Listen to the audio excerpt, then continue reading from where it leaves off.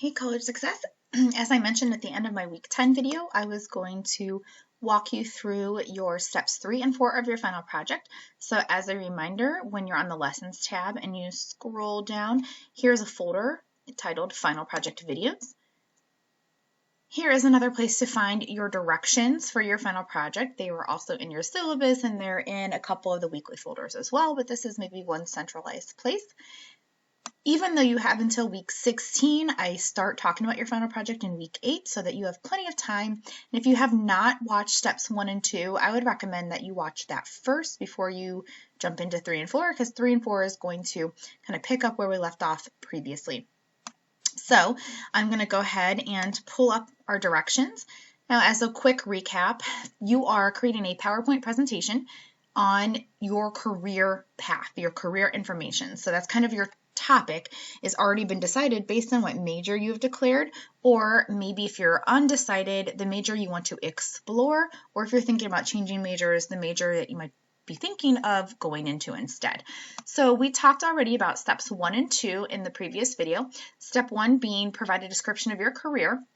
So what kind of responsibilities and tasks someone would be expected to fulfill in your field.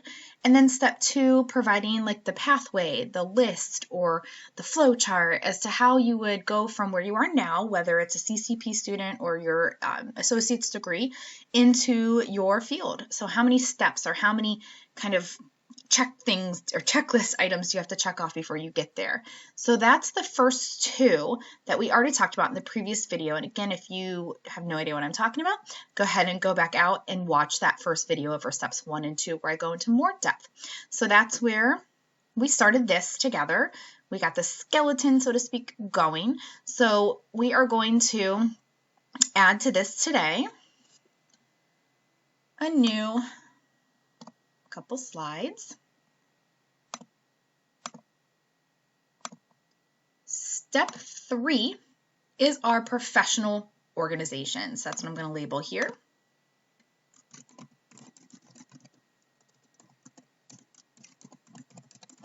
Okay, so in the directions, it states to locate a credible professional association affiliated with your career.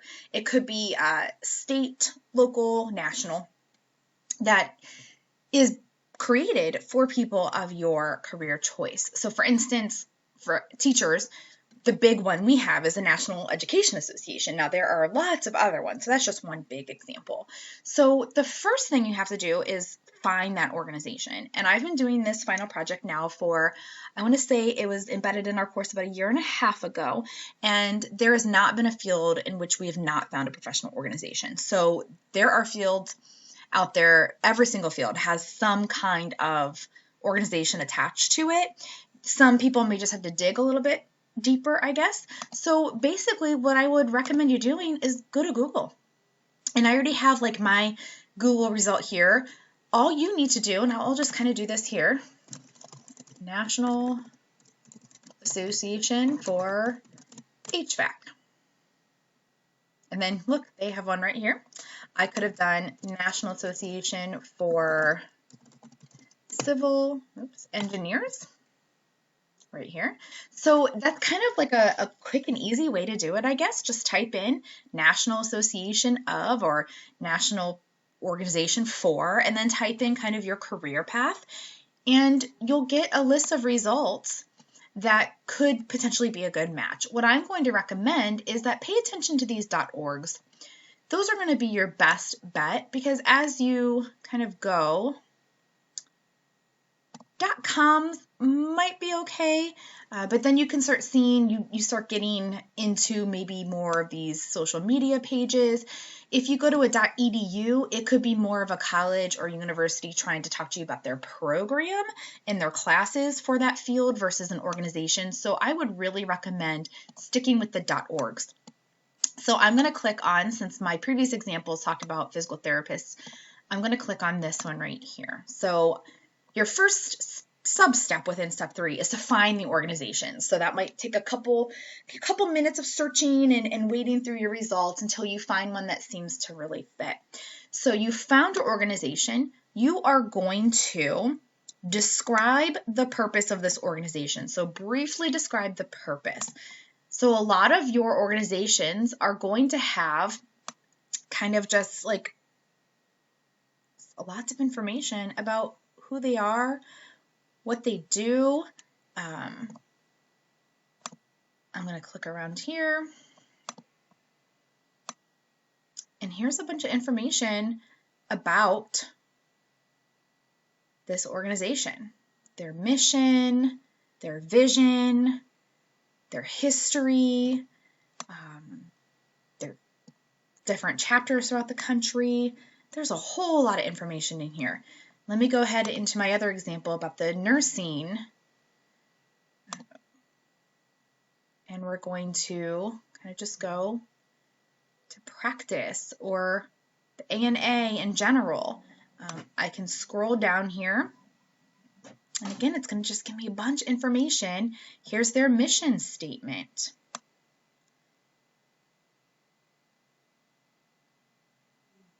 Lots of information here. Frequently asked questions, that might be a good place to go. Let me go ahead and click on this one.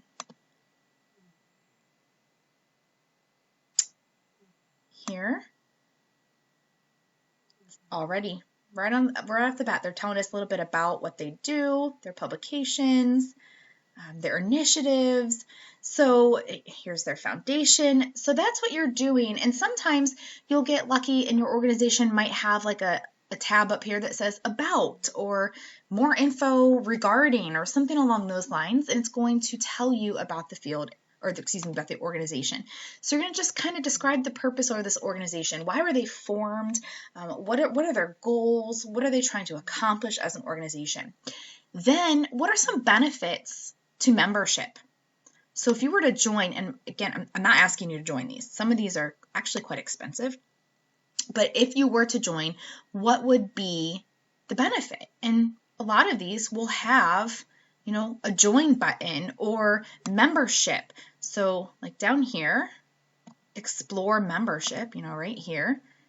This is going to tell you their benefits. Like why, all this. What is it going to do for you? Why would you want to join the Nursing Association here? There was a tab down here, if I recall. Membership. There's a join button right there. So when you click on those, what they'll often do, member benefits. There's a tab right there that goes through why you would want to join. Same thing on this one. Here's a join button. They're all going to have this because, of course, they want membership. So that is probably one of the common things that all these are going to have. So benefits right there, benefits and membership. So that's what you're doing for that second part of this. Why are they there? What's the point of the organization? And then what are 3 benefits to joining? Does it allow you to keep up to date in your field? Do you get discounts on publications? Do you get like discounts on conferences? Do you get to network with other professionals? Whatever the case might be. Like why would you want to join that particular organization? So that's what step 3 is the professional organization, what they are, why they exist, and what are benefits of joining. Now, step 4, odds are you're going to be able to use the same information, or the same source rather, from step 3 for step 4. So this is why I kind of group these together, because you're going to be able to probably find that same information. You're going to find the code of conduct or ethics. So that's what step 4 is going to be.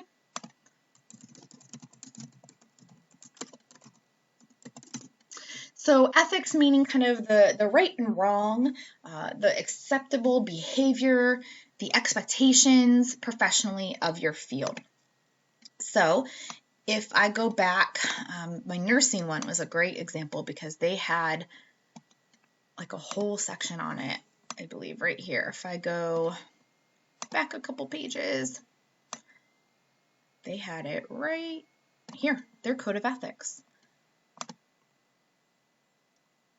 Right here. So they have a whole bunch of information right here about the ethics as it relates to, in this case, nursing. American Physical Therapy Association, patient care. So they may talk about, like guidelines. And you might be able to search in here about, ethics, practice guidelines. So they might have them worded a little differently, but things along the lines of just ethical considerations, professional responsibilities. You can even, again, like kind of do maybe an open Google search. Code of conduct for nurses, ethical considerations for IT specialists. So you're trying to figure out in which ways are you expected to behave as a professional in this field. In the healthcare field, it probably will revolve a lot around like HIPAA. We also have things like FERPA with education, and there's a lot of privacy and confidentiality concerns when it comes to IT. So there's lots of different things. So the code of conduct or the professional ethics in your field. And again, as I mentioned in steps 1 and 2, just make sure you jot down where you're getting this information from so that when we eventually get to step 5 here in a separate video, your reference slide, it becomes very easy for you to just plug in that information. So as I did before, I'm going to show you just a couple quick examples of what students have done. Here is my student, and they happen to use that example 1, the American Physical Therapy Association, and then their code of ethics. I also have my student who used graphic design. She found the American Institute of Graphic Arts was her organization, some benefits associated with it, and then the code of conduct. Okay. So that's what you're doing for steps 3 and 4, your professional organization, what is their purpose and what are benefits to joining, and then their professional code of conduct. Okay. So you're going to plug those into your PowerPoint. And then the next video, I will talk about your reference slide and what that will look like. But please feel free to ask me any questions you have in the meantime. Talk to you later.